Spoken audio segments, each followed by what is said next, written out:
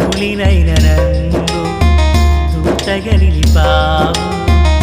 ఎన్నికలేని నన్ను ఏలికగా చేశావు. ధూళినైన నన్ను దూతగా నిలిపావు. ఎన్నికలేని నన్ను ఏలికగా చేశావు. భూమి విరిగి ఫలమిచ్చెను, మేఘమిరిగి వర్షమొచ్చెను. రొట్టె విరిగి వృద్ధి చెందెను, నన్ను విరిచి వాడుకోమయ్యా.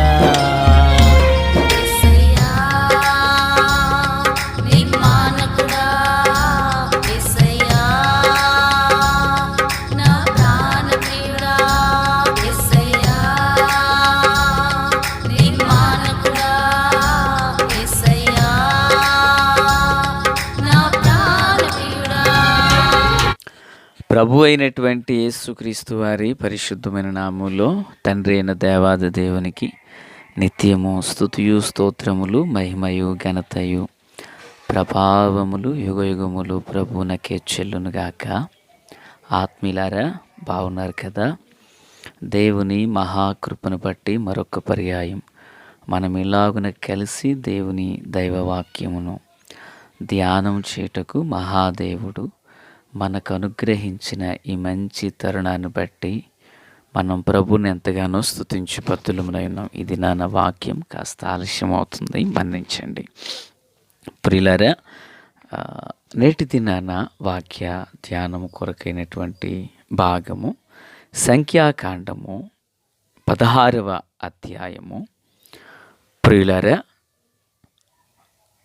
41 నుండి 48 వరకున్న వచనాలను, నేను 50 వరకున్న వచనాలను మనము ధ్యానం చేయబోతున్నాం. అయితే ఇప్పుడు 48వ వచనం. అతడు చచ్చిన వారికిని బ్రతికి ఉన్న వారికిని మధ్యను నిలువబడగా తెగులు ఆగెను. ప్రార్థన. మహాపరిశుద్ధుడా, స్తోత్రాలు. చదువుబడిన వాక్యం చేత మాతో మాట్లాడి మమ్ములను బలపరచండి. మీ దివ్యమైన కృప, కాపుదల, కనికరము సమృద్ధిగా మాకు అనుగ్రహించండి. నీతి సూర్యుని యొక్క ముఖకాంతి మా అందరిపై ప్రకాశింపచేయమని యేసయ్య నామమున అడిగి వేడుకొనుచున్నాం మా పరమ తండ్రి, ఆమేన్. ప్రియులారా, బాగున్నారు కదా? ఈ 41 నుండి 50 వరకున్న వచనాలలో మోషే, అహరోనులు, అబీరాము, కొరహు, దాతాను అనబడిన వారు చనిపోయిన తర్వాత ఆ సర్వ సమాజము మరల యథావిధిగా వీరి మీదకి తిరుగుబాటు బాసటే పట్టారు. పట్టి మీ మూలాన ఇంతమంది చనిపోయారు అంటూ వారి మీద హత్య నేరారోపణ చేయడం ఆరంభించారు. ప్రియరా, సర్వ సమాజమునకున్న ఒక లక్షణం ఏంటంటే ప్రతి దానికి మోషే, అహరోనుల మీద తిరుగుబాటు చేస్తూ వారి మీద నేరం వేసే స్వభావం. చూడండి, లోకంలో ఒక సామెత ఏంటంటే పచ్చకామెర్లు వచ్చిన వారికంట లోకమంతా పచ్చగానే కనపడుతుంది అంటారు. కొందరికి ఉండే ఒక ఆలోచన ధోరణి ఏంటంటే ఎదుటి వారిలో తప్పులు వెతికే స్వభావం.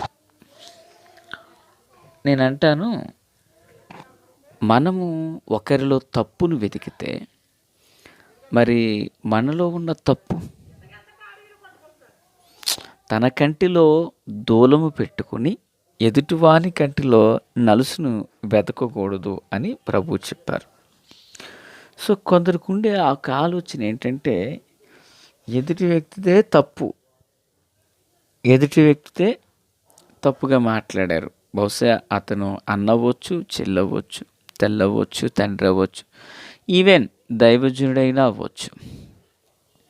నేనంటాను, తప్పు అనేది ఎవరు చేసినా తప్పే. అయితే ఆ నేరం వేయడానికి ముందుగా అది ఎంత వాస్తవ సత్యమో కాదనేది ఆలోచించడం అనేది చాలా ప్రాముఖ్యం. ఇప్పుడు వారు చనిపోయింది మోషే అహరోనుల వల్ల కాదు, వారు చనిపోయింది తమ యొక్క తిరుగుబాటు వల్ల. తమ యొక్క తిరుగుబాటు వల్ల వారు చనిపోయారు.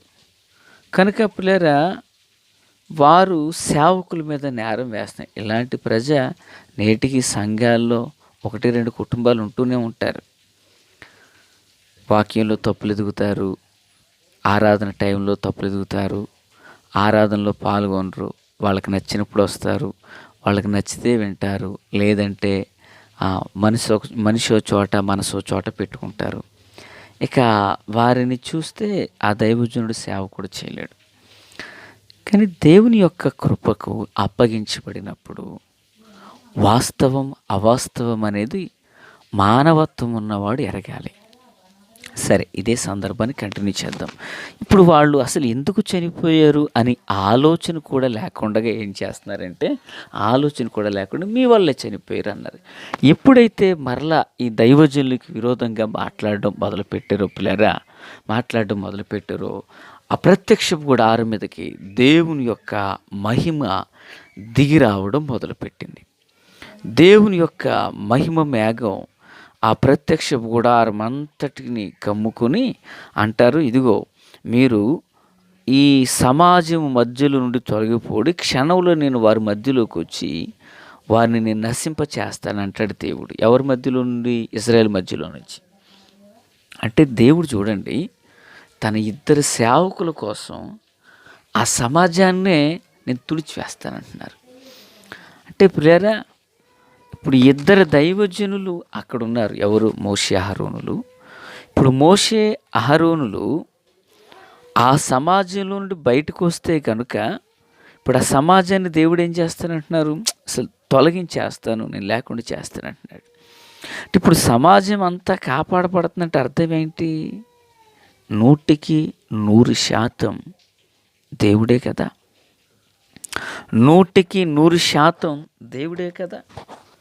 దేవుని కృపే కదా. దైవ భక్తులను చూచిన దేవుడు ఆ ప్రాంతాన్ని, ఆ సమాజాన్ని కాపాడుతూ వచ్చారు. అయితే పిల్లరా, ఇప్పుడు ఆ దేవుడు అంటున్నారు, మీరు తప్పుకోండి, నేను దీన్ని నాశనం చేస్తానంటే వారు అలా కాదంటూ దేవుని సన్నిధిలో ఏం చేశారంట? సాగిలపడ్డారు. దైవజనుడిగా నేను నేర్చుకోవాల్సిన విషయం ఏంటంటే, ప్రతి విషయంలో దేవుని యొక్క సన్నిధిని సాగిలపడడం తప్ప ఏ ఒక్కరిని ఏదనడానికి సరిపోము. ఏ ఒక్కరిని ఏది మాట్లాడటకు సరిపోము. చేతనైతే ప్రార్థన చేసుకోవడం, లేదంటే మౌని అయి ఉండడమే. ప్రియులారా, ఎప్పుడైతే వీళ్ళు దేవుని యొక్క సముఖంలో వారు సాగిలపడ్డారో దేవుడు అన్నాడు, అయ్యా సరే ఈ తెగులు ఆపాలంటే ముందు వారి నిమిత్తమే నీవు 45వ వచనం, మోషేకు సెలవు వారు సాగిలపడిరి అని చూస్తున్నాం. ప్రియరా, మోషే సాగిలపడ్డారు, ప్రజలు ఇక్కడ సాగిలపడినట్లుగా మనం చూస్తున్నాం. ఇప్పుడు మోషే ఎప్పుడైతే ప్రయత్నం చేయటకై ఈ జనులకు తెగులకు మధ్యలో నిలిచాడంట. బ్రతికున్న వారికి, చచ్చిన వారికి మధ్యలో నిలిచాడట. నిలిచినప్పుడు ఆ తెగులు ఏమైందంటే ఆగింది. ఆమేన్. ఒక మాట ఇక్కడ నేను జ్ఞాపకం చేస్తున్నాను. తెగులును ఆపుటకు ప్రజలు సాగిలపడ్డారా? దైవజనుడు ప్రాయశ్చిత్తం చేశాడా అంటే దైవజనుడే ప్రాయశ్చిత్తం చేశాడు. పిల్లరా, ఎప్పటికప్పుడు గుర్తుపెట్టుకోవాలి, దేవుడు ప్రజలు, ప్రజలు దేవుడు, వీరి మధ్యలో సేవకుడు, సేవకుడు విశ్వాసులు, విశ్వాసులు సేవకుడు, వీరికి పైగా దేవుడు. ఆమేన్.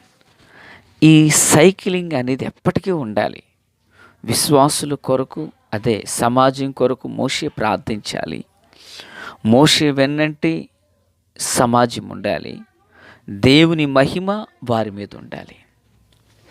ఈ ప్యాటర్న్ ఎప్పుడైతే కొంచెం పొరపాటు అయిందో తెగులు అనేది స్టార్ట్ అవుతుంది, సమస్య అనేది స్టార్ట్ అవుతుంది. కనుక ఆత్మీయులారా, దేవుని ప్రియమైన పిల్లలుగా మన ఆత్మీయ జీవితంలో మనమెన్నటికీ గుర్తుంచుకొనవలసిన ఒక దివ్యమైన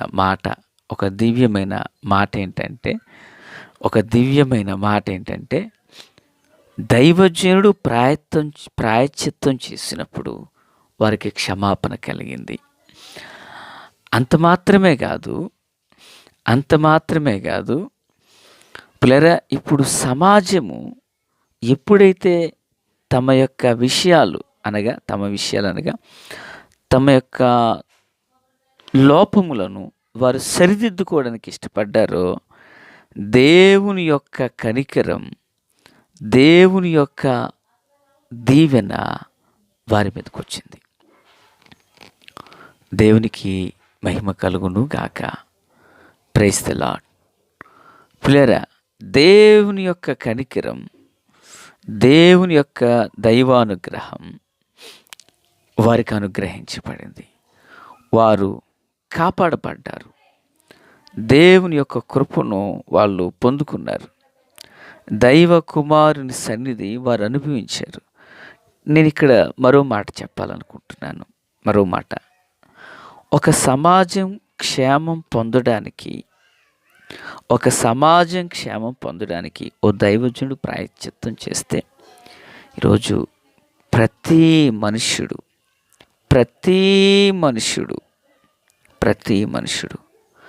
తన గృహంలో, తన కుటుంబంలో, తన సమాజంలో, తానున్న సంఘములో ఓ యాజకుని వలనే నిలవాలి. ఆమేన్. ఓ యాజకుని వలనే నిలవాలి. దేవునికి మహిమ కలుగునుగాక. ఎప్పుడైతే అలాగున మనం నిలవగలుగుతామో, మహాదేవుడు తగిన కృప చూపుతారు. లక్షల మంది సమాజాన్ని చూచి దేవుడు కోపం కలిగితే, ఒక్క మనుష్యుడు నిలిచి ఆ కోపము తగ్గునట్లుగా ప్రాయశ్చిత్తం చేశాడు. కనుక ఆత్మీయులారా, మన జీవితంలో కోపాన్ని రేపేవారుగా కాదు, కోపాన్ని అణుచుకునేవారుగా మనం ఉందాం. ప్రభు కృప తోడయుండును గాక. ఆమేన్. తండ్రి దేవా స్తోత్రం. వాక్యమందరి హృదయాల్లో ఫలభరితం చేసి, మేలు చేత నింపి నడిపించి, మహిమ పొంది కార్యాలు సఫలం చేయండి. యేసు నామములో ఆమేన్.